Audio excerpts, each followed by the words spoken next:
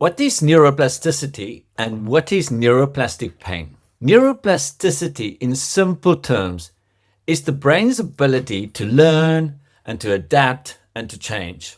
Whenever you learn something new, your brain creates and strengthens connections between the nerve cells. That is neuroplasticity in action. The brain rewiring itself through experience and repetition. A simple example of neuroplasticity is learning to ride a bicycle. At first, it probably felt awkward. You had to concentrate on balancing, steering, and pedaling all at the same time, and you may even have fallen off a few times. But with practice and movement, it all became easier. Eventually, riding a bike felt automatic because your brain has strengthened those neural pathways involved in that skill.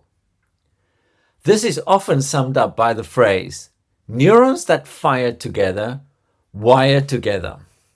In other words, the more you repeat an action, thought, or behavior, the stronger those pathways become. That is neuroplasticity. Neuroplasticity is a learned response. Chronic back pain is neuroplastic, and that means it is learned. Most people understand that we can learn skills, habits, and behaviors. Fewer people realize that pain also is a learned response. A simple example is fire. You know not to put your hand into a flame because you have learned that fire can burn and cause damage. The moment you see a fire, your brain recognizes the possible threat and automatically creates a protective response. Don't touch it, move away from danger, protect the body from harm. That is neuroplastic or learned. Your brain has learned something important and is trying to keep you safe. Now the question is, but how can back pain or pain be learned? Imagine you have back pain and you decide to have a scan. The scan shows disc degeneration, general wear and tear, or arthritis. You may hear comments such as, your discs are damaged. It might be a slip disc. Be careful of how you move. Don't bend too much or lift heavy things. You could make this worse. It's just part of getting older. Over time, these warnings increase fear and concern. To our brain, fear signals danger. And the brain's main job is to protect you from danger. If your brain believes your back is vulnerable or damaged, it may try to protect you by tightening the muscles, creating muscle spasms, restricting movements, and producing pain. This pain does not mean you are damaging your back every time you move. It only means your brain is trying to prevent what it believes could be harmful. In this way, our brain acts like an overprotective bodyguard. When we are repeatedly told that our body is fragile, damaged, worn out, those messages becomes our beliefs. Those beliefs then shape how your brain interprets sensations and certain movements. And over time, the brain can learn to associate certain movements, positions, or activities with danger. Our brain has simply become very good at protecting us from a perceived danger. The more you tell yourself that you are damaged, the more you will believe it. And that's why it is learned. Why do we feel pain? As I mentioned earlier, our brain's primary function is for our protection. One way it protects us is by creating pain. When it believes that there is a threat. And our brain does this automatically through our autonomic nervous system, which draws on memories and experiences, and that's been gathered throughout your life. The autonomic nervous system has two parts: the sympathetic nervous system, or the survival system linked with fight, flight, freeze, and fawn responses. The sympathetic nervous system activate hormones or chemicals such as adrenaline, noradrenaline, cortisol, endorphins. This response is triggered by learning and memory, even way before you are becoming conscious or aware of it. And then there's the parasympathetic nervous system, the calming system associated with safety, recovery, feel-good chemicals, and also sometimes called the love hormones, which are oxytocin, dopamine, GABA. And these hormones are activated by an action such as hugging, breathing, kissing, meditation, grounding, sunlight, gentle movement, and they all help to activate the calming system. So it is actions where the sympathetic nervous system can be activated by the subconscious. Every sensory message entering our brain creates an output, and that output is in the form of a chemical response or a hormone. Every message, whether positive or negative, has an influence on hormones and chemicals released into our brain and into our body. Let's look at this diagram. So first we can see at the top, we've got sensory input, we've got an output, and we've got a chemical response. The sensory input is vision. We can look at something and that message will go into your brain and your brain interprets that.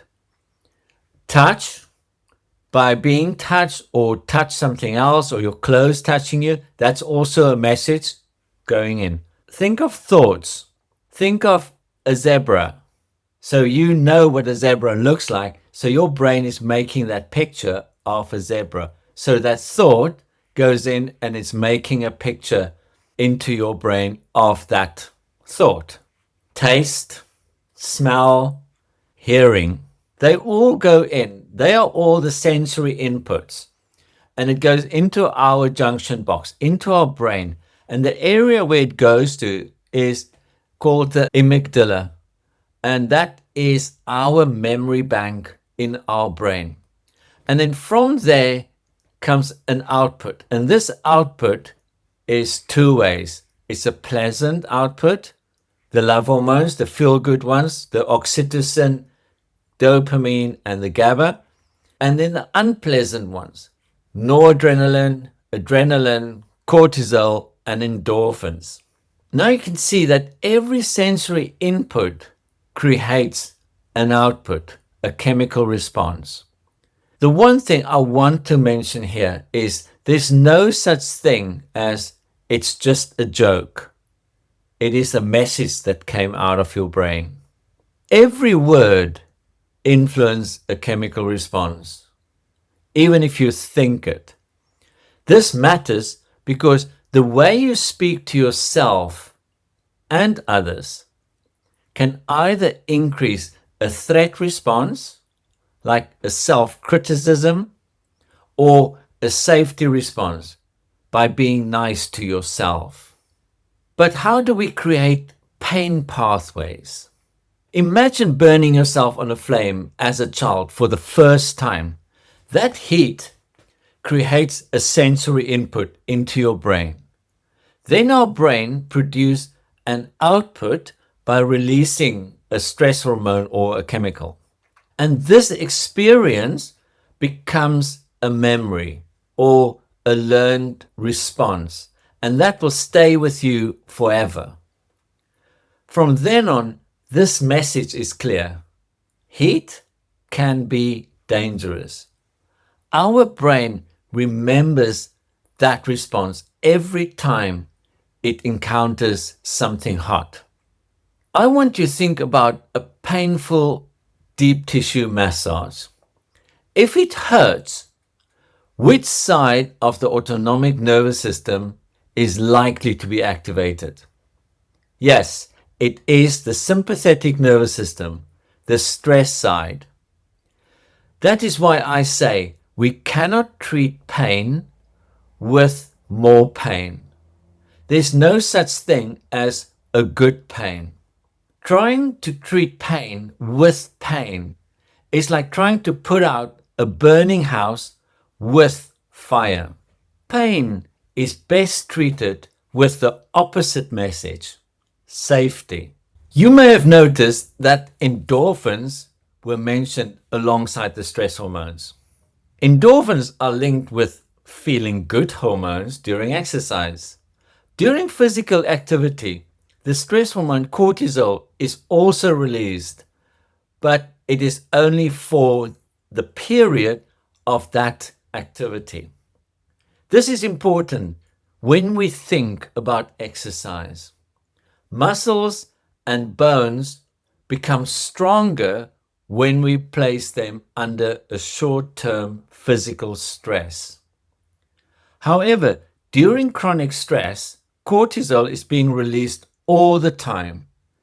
And if it's being released all the time into our bodies, that is the reason we cause a metabolic inflammatory disorder.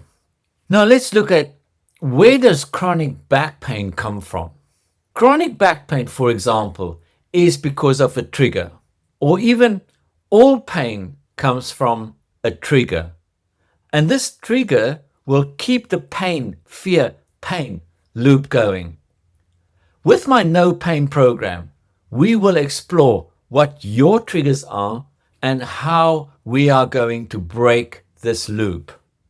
Ultimately, chronic stress comes from our memories. We have mainly developed during our childhood and our personality traits. So basically, your environment you grew up in. Where does our memories come from? In the early childhood phase, roughly from birth to 6 years old, children experience the world mainly through the lens of me. It's all about me, the internal child. During this stage, we only learn from our environment and we are forming memories. Some experiences may be linked with pain, such as touching something hot. Others become linked with safety and confidence, such as learning to crawl, stand, and walking. Children only learn by doing and not telling. Part of the internal child is more experiences that shape us, including starting school, bullying, moving house, family changes, or other adverse childhood experiences. This is also the time that many personality patterns begins to develop, including the need to be good, need to be perfect, caring, driven, analytical, competitive, successful, in control, helpful, need to be right, secure. All these experiences can be linked with traumas. This is where we build up our memory bank, where you build your personality. This is all about the internal child. What about me? And this memory bank sits in your brain in an area called the amygdala. As we grow, we develop the internal parent, and this part of us is shaped by rules, conscience, responsibility, what we believe we should do. Now we've developed into the internal adult. We start work and there are more life stresses. The internal adult is confronted, for example, by your boss who shouts at you and make you feel not good enough. Then your internal child may feel angry, hurt, or upset. And at the same time, the internal parent may say, stay calm, don't react, don't rock the boat. And this creates conflict between the internal child and the internal parent. The part of us that feels, wants, reacts, and the need to be heard.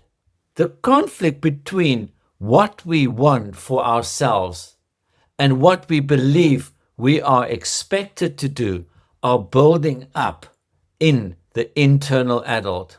These emotions, conflicts, and energy, they need expression. However, we have learned to hold them in because the ego may say, no, this cannot come out. And our body becomes the place where this tension is expressed. Our body keeps the score. These emotions, they show up as real physical symptoms. Tension, headaches, backache, neck pain, bladder symptoms, IBS or bowel symptoms, fibromyalgia, and many other symptoms. The symptoms or the pain is real in our body, but they are influenced by underlying emotional stress. Our memories are held within our brain in an area called the amygdala, our memory center in our brain. That junction box that we talked about earlier. The amygdala is connected with the autonomic nervous system, which we can activate either the sympathetic nervous system, the stress pathway, or the parasympathetic nervous system, the safety pathway. As discussed earlier, every sensory message entering our brain or the amygdala needs to be analyzed for either safety or danger. Either way, the response is a chemical hormone that's being released. These chemicals are released to the dorsolateral prefrontal cortex of your brain, sort of here in the front. That is our conscious brain where we make decisions. It is here where the subconscious can inhibit a threat response and interrupt the pain cycle. For example, think back to the heat memory. If you pick up a warm plate, your brain receives a message of heat going in. Your amygdala has to respond according to that message. Very quickly, your conscious brain can decide this is warm, but it's not dangerous. You do not need to drop the plate. So now you see, way before that there's a pain sensation, you have subconsciously decided how to react. Way before there is damage. And for that reason, damage is not a reason for pain. When our sympathetic nervous system is activated, we enter that fight, flight, freeze, or fawn mode. This stress may come from, for example, your boss says something to you that what you're doing wrong. Your memory bank is full of messages. You are not good enough. You are weak.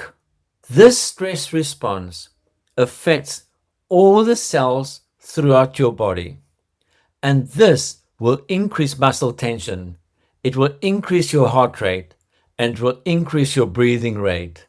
And this response will last for hours. But now let's look at what are the triggers for the pain, fear, pain, and what keeps this loop going. Imagine you're already in a heightened stress state, and the next morning, just the thought of going to work to face your boss can increase more stress. And now you're making a normal movement, such as putting on your socks, and suddenly your back goes into spasm. To your brain, this movement may look like bending, lifting a box, because the movement pattern is familiar. Your brain interprets this movement as dangerous, and now it acts to protect you so that you can stop doing this movement, because you have learned that these types of movement will cause more damage. This pain does not mean there is new damage, but you have interpreted as the disc is gone or the disc is slipped out. This is what it means, that this movement has become your trigger. This is like Pavlov's dog experiment. The dogs learned when he rang a bell, food was provided. So every time he rang a bell, food was provided. So the dogs associated this bell with food. Later the bell was rung, but no food was provided. But the dogs still salivated because they believe food is on their way. Triggers work in exactly the same way. Our triggers may include a movement, a posture, a certain position, a chair, food or a smell, time of the day, time of the month, or even the year, the weather, a particular place, a particular situation, or a specific person. Everything is built into your memory bank. The reason for our back pain is normally our beliefs that it is the discs, the nerves, and the arthritis. And for that reason, your discs and the arthritis and the nerves becomes your fear. And fear is the reason for pain. Now, how can we use our conscious brain to break this cycle? The first principle of the No Pain program is building a belief that your body is not damaged. Pain does not always mean damage, and damage does not always mean pain. Now let's look at what is an injury. An injury is usually acute, meaning that it happens suddenly and you may need immediate attention. With an injury, there may be clear tissue damage, bleeding, bruising, a fracture, a muscle or a ligament tear. But did you know there might be pain or no pain? Our body heals itself after an injury. We do not stay broken indefinitely. Given the right conditions, tissues repair, we adapt, and we become stronger. Our bodies do not wear out like machines. Our bodies are living, adaptable units that respond to demands or stresses placed on them. Muscles and bones become stronger when they are given the right amount of stress. However, our body becomes weaker with rest, and when we do too little movement, poor nutrition. A useful reminder is, if you don't use it, you will lose it. Persistent or chronic back pain, or most pains, is not about ongoing tissue damage, but an overprotective nervous system. Pain recovery is not about fixing a broken body. It is about helping our body and our nervous system to regain confidence, resilience, and adaptability. Neuroplastic pain symptoms are learned. So now let's go and unlearn our pain.